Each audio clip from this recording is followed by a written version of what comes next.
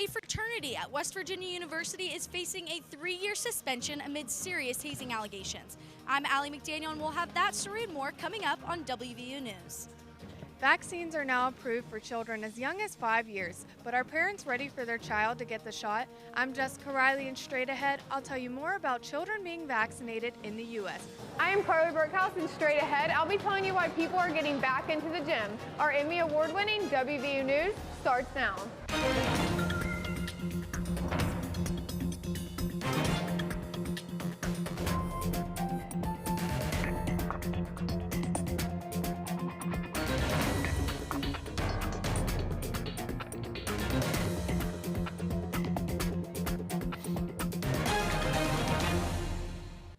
The U.S. is currently experiencing a teacher shortage, and in West Virginia, a new task force is working to recruit teachers back into the classroom. I'm Daniel Woods. And I'm Allie McDaniel. 54% of Americans canceled their gym memberships during the pandemic. But local gym owners say as COVID restrictions are lifting, more people are hitting the weights once again.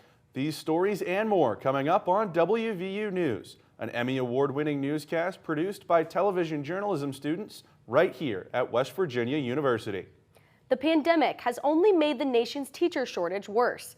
In West Virginia, 20% of new teachers quit after just the first year. And now the West Virginia Department of Education is looking to fix that problem, Allie, with its new Educator Preparation Task Force. This group is working to identify the root causes of teacher shortages in the state. I got a look inside how the teacher shortage is affecting one school in our area. Over the last few years, a teacher shortage has sent shockwaves through the West Virginia education system, even at schools like Robert C. Byrd High School, where Assistant Principal Eric Post says the landscape has changed dramatically since he started teaching. When I started, it took a couple years to get a job, and we had an abundance of subs, and it really was a lot different. About 5 years ago, we started to notice a change, and now it seems like every single day we're looking for subs and looking to fill positions. While a pay scale that lags behind most of the country is to blame for many, some at the highest level of state government, like Monongalia County Delegate Danielle Walker, believe there are other issues that have factored into the shortage. We haven't reduced the classroom sizes. We haven't funded wraparound services. We haven't funded for each school to have a counselor or therapist. We definitely need to fully fund PEIA.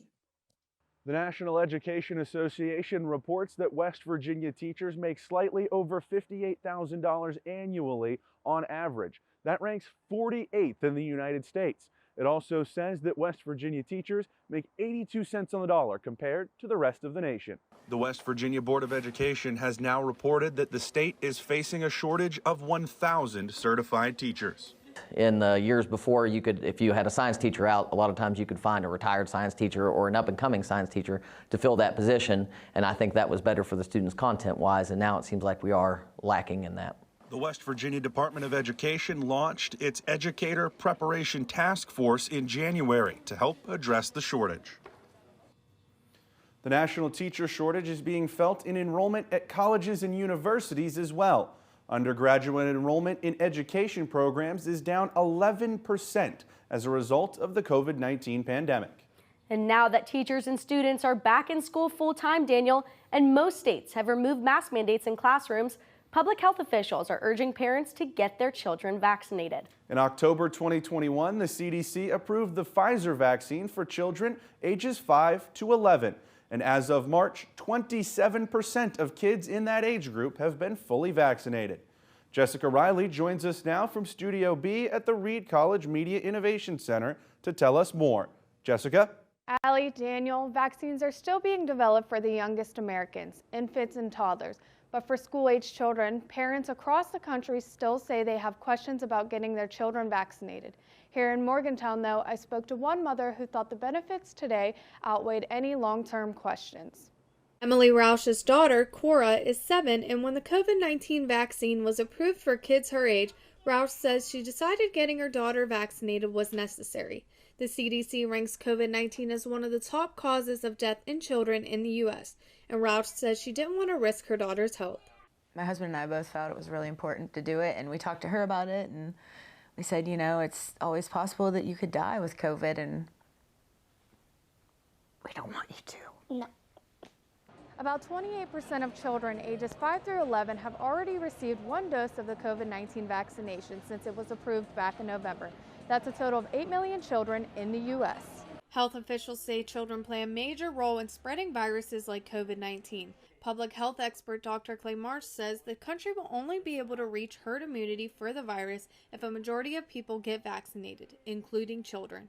So I think that instead of herd immunity, the combination of vaccination and recent infection is now giving our country probably the highest consistent levels of immune capabilities that we've seen today. For Roush, doing research confirmed it was safe to vaccinate her daughter, and she says they haven't had any negative effects and does wonder why other parents are against it. I would just want to know why. Like, what made you decide that? Did you read stuff that said that your kid would get sick? And if so, can you show it to me so I can read it? Because I didn't see anything that was overly bad. You know what I mean? That it looks more on the positive side. CDC recommends to check with your local clinics on getting vaccinated to help protect you, family, and others. While public health officials are encouraging parents to get their children vaccinated, the Federal Drug Administration has approved a second booster for people over the age of 50, hoping to lessen the impact of the latest COVID variant, which has already made its way to West Virginia. Allie, back to you at the Waterfront studio. Thanks, Jessica. On college campuses across the country, 40% of all students say they know of a hazing incident. Hazing is an act that causes physical or emotional stress as part of an initiation process, and one WVU fraternity has been suspended over allegations of hazing in their current pledge class. The letters have been stripped from the Delta Chi fraternity house following the news of a 3-year suspension. A WVU press release says the university received reports of a hazing incident in violation of the Student Conduct Code. The Greek life community across campus is reacting to the news. For senior Alpha Phi member Yasmin Colbank, it's disappointment. There's no reason that this should still be happening on campus, and it's really sad to see a group of boys that many of them are still fresh into Greek life, that this is their first experience they get with West Virginia University. Former members of Delta Chi said in a written statement, quote, "We feel we have been treated differently and even targeted since our creation," end quote, and accused the university of, quote, "using this case as an opportunity for positive PR, making Delta Chi a scapegoat," end quote. There are more than 750,000 students across the United States involved in Greek life. A national survey shows that 73% of them reported some kind of hazing. Director of the Center for Fraternal Values and Leadership, Matthew Richardson, says there is no place for hazing at West Virginia University. Hazing is a crime in the state of West Virginia. And so we take it very seriously and know that it's counterintuitive to our Mountaineer values. And so when instances occur, we investigate everything, and we have very strong consequences for students and organizations that participate in it. Other fraternity members are also speaking out in light of the recent allegations and defending their own organizations. I think what happened at Delta Chi was really unfortunate, and it shouldn't happen at fraternities in general, let alone here at West Virginia. According to the university, the Delta Chi chapter can apply for reinstatement in August of 2025. The process includes a variety of educational requirements, including an academic scholarship plan and a leadership transition plan. 3 additional WVU fraternities have been sanctioned for allegations of fighting. If you or someone you know has been a victim of hazing, call the free and confidential tip line at the bottom of your screen.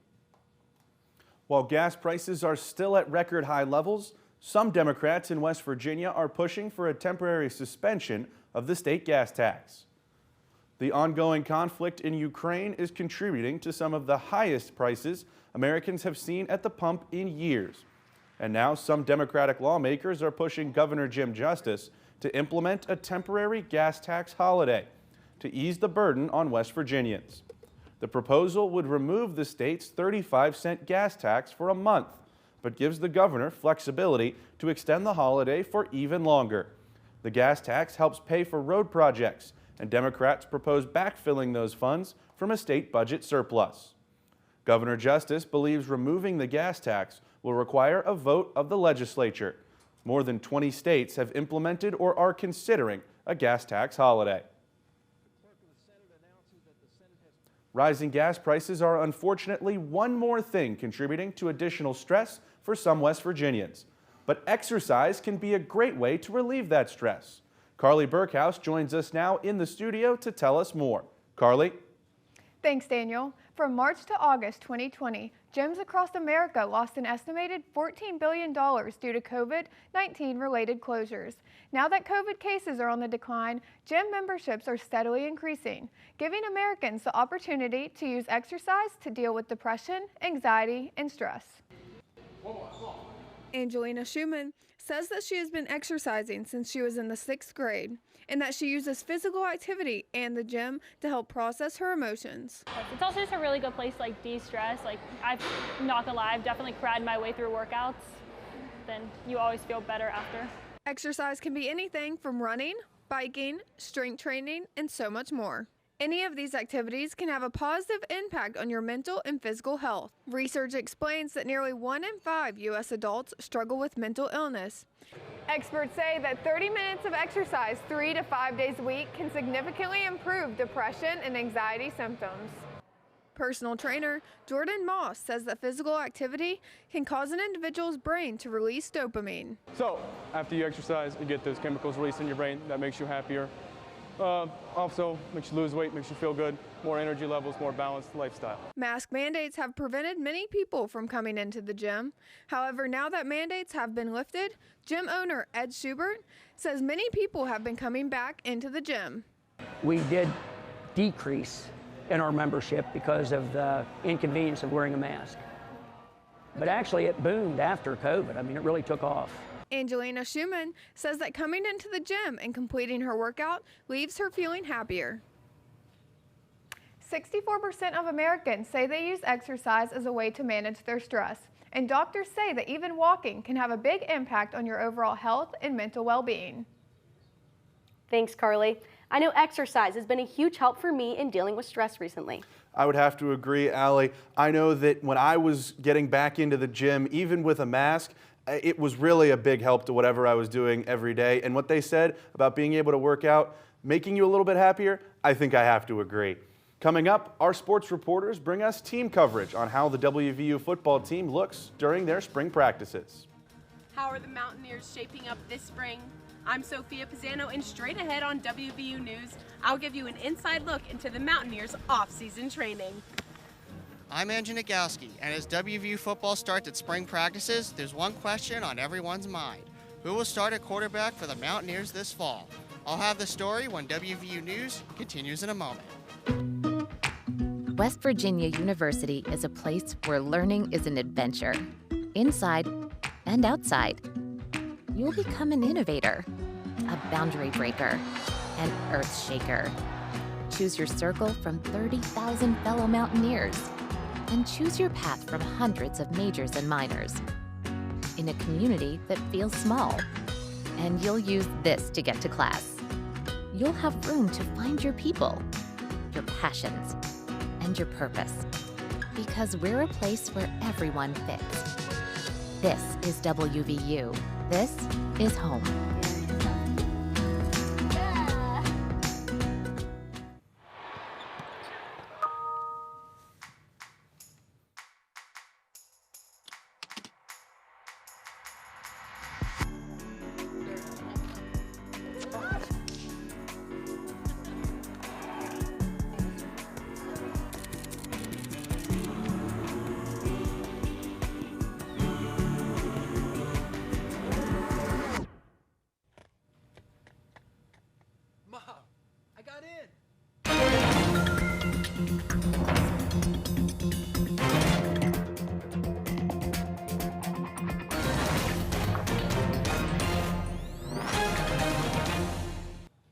I don't know about you, Daniel, but I sure am ready to see the first look at the WVU football team.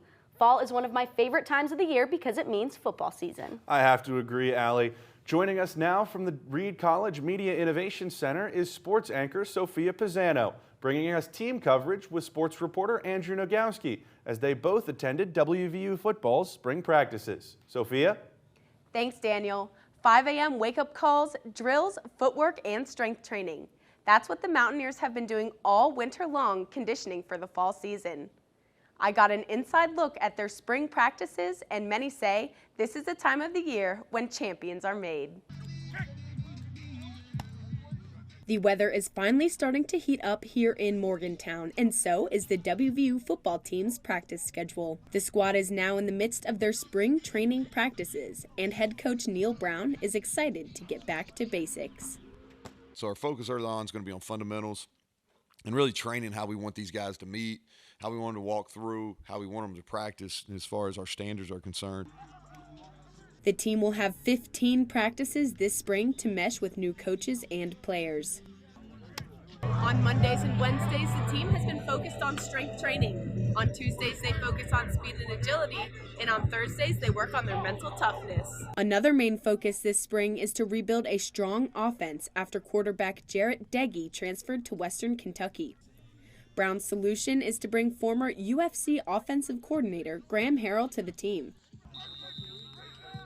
On the defensive side of things, lineman Dante Sills has been focused on improving his skills by reviewing film from last year. It comes down to 5-6 plays game that can determine the whole game. Like, I feel like there's a couple times where I could have stripped the ball out, basically Texas Tech. One of my sacks, I remember one of my sacks came around, I tackled him from behind, but I could have easily just pop the ball out and it's our ball. So just watching my film from last year, I'm like, I missed out on a lot that could have helped us win games. Sills had the opportunity to go pro this year, but he felt that he had some unfinished business with the Mountaineers. Both Sills and Brown feel that this year will be a big improvement from last.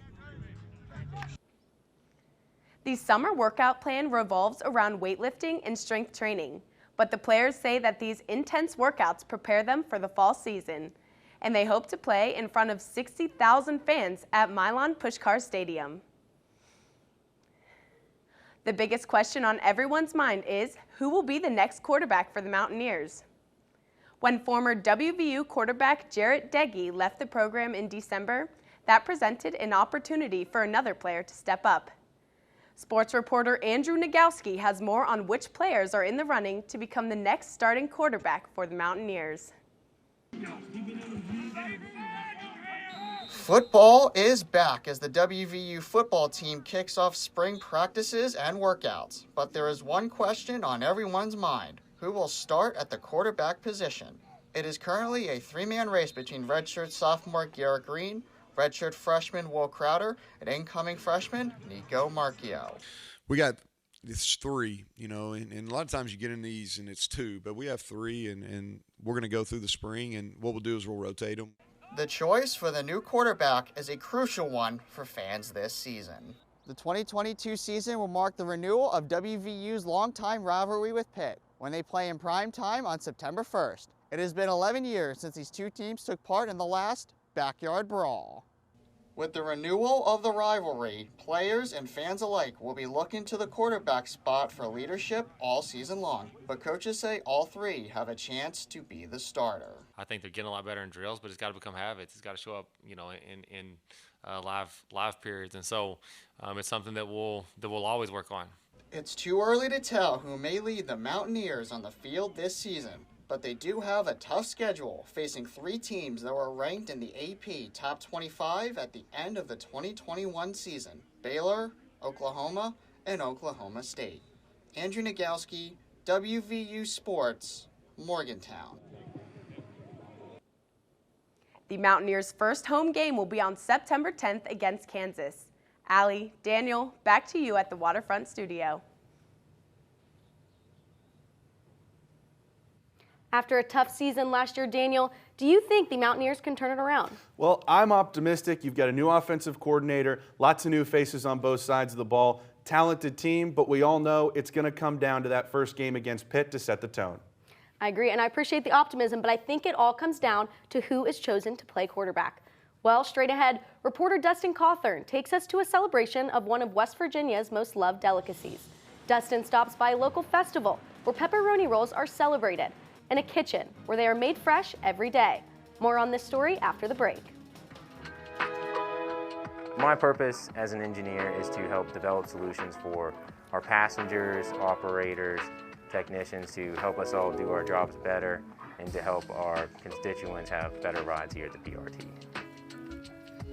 The PRT is a nice little transportation system for Morgantown. We definitely have something unique, and we have something that's very personal. You know, you walk onto the platform as a student, you say, I want to go to this place. There's no stops for you in between like on bigger systems. So I would say that we definitely have a very personal experience for each individual passenger.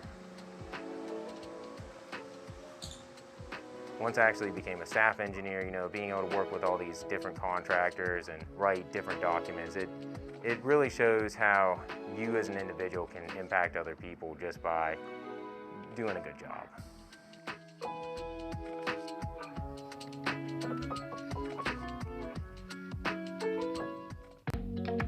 At WVU, an education is more than just a diploma. It's about the journey along the way. From your first week of class to your last, we offer a college experience with top-tier R1 research, one-of-a-kind traditions, and top-ranked academic programs, all designed to land you your dream job and not break the bank. Here, we reward hard work and work hard to support you, because we're all in this together. This is WVU. This is home.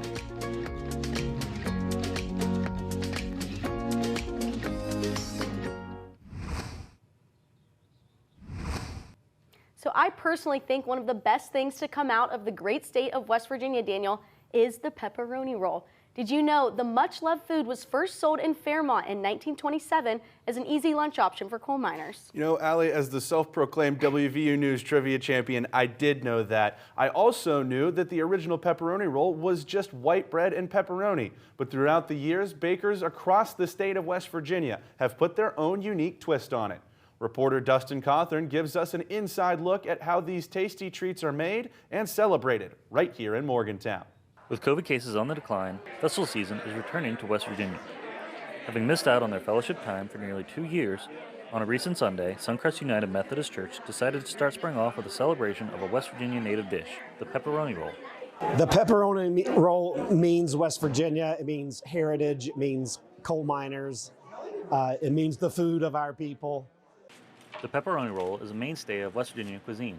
Native to the coal mining areas of the state, it was invented by Italian immigrants who needed a simple lunch to eat while working in the mines. The original pepperoni roll was just a few sticks of pepperoni baked into some dough. Now it comes in all varieties, from plain to filled with cheese to melt the cold state's heart. For almost 100 years, the pepperoni roll has endured as a West Virginia staple. From tailgating to parties to a convenient snack, pepperoni roll endures as a local favorite. And the people of West Virginia can't get enough. The taste, the texture, and the convenience of the roll keeps people coming back. They're fast. People get them all the time. I can't tell you how many trays of pepperoni rolls we make per day to go out in that hot box. They're fast to eat. People are able to drive in their vehicles and eat them without making a huge mess. And if you missed this chance to get a roll, don't worry. The Three Rivers Festival, held in Fairmont at the end of May, will have a pepperoni roll bake-off and eating contest. Dustin Cawthorn, WVU News, Morgantown. So now, Daniel, as we're both native West Virginians, I think we need to settle this debate right here, right now. Are you a stick or a sliced pepperoni kind of guy?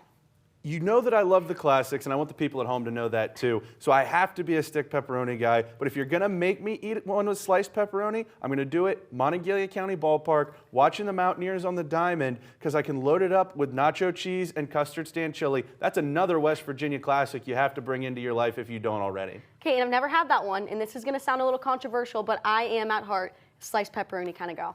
Well, that's all we have for this week's edition of WVU News. I'm Allie McDaniel. And I'm Daniel Woods. You can visit us online on our website or watch our shows on YouTube. And please follow us and our reporters on Twitter.